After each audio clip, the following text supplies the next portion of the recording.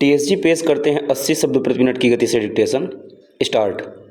भाषा हमारी अभिव्यक्ति का न केवल सबसे समर्थ माध्यम है, बल्कि संस्कृति के निर्माण, संरक्षण, संचार और अगली पीढ़ी तक उसका हस्तांतरण भी बहुत हद तक उसी पर टिका होता है। ज्ञान के साथ भी भाषा का रिश्ता गहन और व्यापक है, क्योंकि भाषा में ही ज्ञान संजोया जाता है।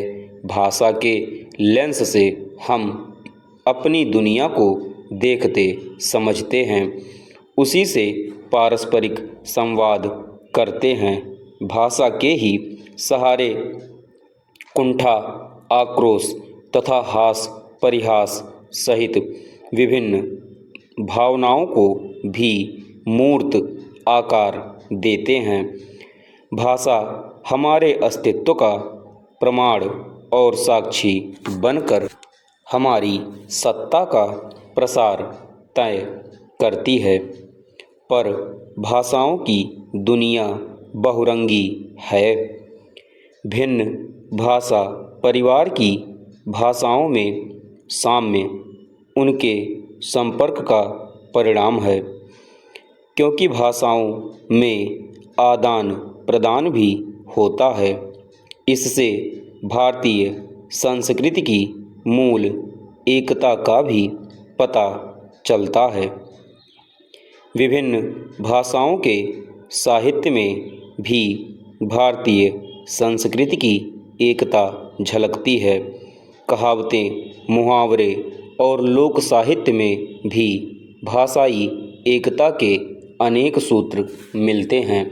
अधिकांश भाषाओं का संस्कृत से निकट संबंध इस तरह के भाषिक साम्य का एक बड़ा कारण है। पूर्ण विराम चेंज। भाषा का संस्कृति और शिक्षा से गहन संबंध अंग्रेजों ने उलट पलट दिया। अपने शासन संचालन के लिए अंग्रेजों को अनुकूल कर्मचारियों को तैयार करना था। इसके लिए अंग्रेजी ही उन्हें सबसे उपयुक्त भाषा लगी। उन्होंने भारतीय भाषाओं को उखाड़कर अंग्रेजी को रोप दिया।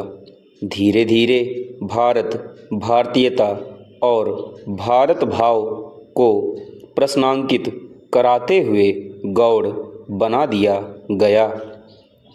विचार और कर्म भाषा से अनुविध होते हैं। हमारे अस्तित्व की बनावट और बुनावट में अंग्रेजी जिस तरह पैठी है, उसके चलते अपने यथार्थ को उसी के आईने में वह सब भी अपने में देखने लगे जो था भी नहीं। सांस्कृतिक विस्मरण की प्रक्रिया आधुनिक होने, विकसित होने की वैश्विक दौड़ की अनिवार्यता बन गई। सोचने विचारने की प्रक्रिया ऐसे तितर बितर हुई कि ज्ञान की गुणवत्ता प्रश्नांकित होती गई। इसमें यह भ्रम भी मददगार हुआ कि अंग्रेजी एक वैश्विक भाषा है। भारतीय संविधान की 8वीं अनुसूची में संख्या बल के आधार पर 22 भाषाएं उल्लिखित हैं, जिनमें हिंदी को राजभाषा घोषित किया गया है, यानी वह राजकाज की भाषा है।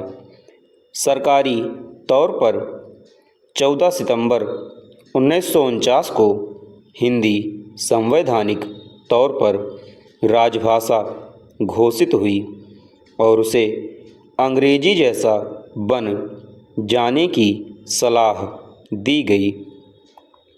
अंग्रेजी भाषा राजनीतिक, ऐतिहासिक कारणों से सहायक राजभाषा बनी, पर वास्तव में उसकी भूमिका राजभाषा की रही।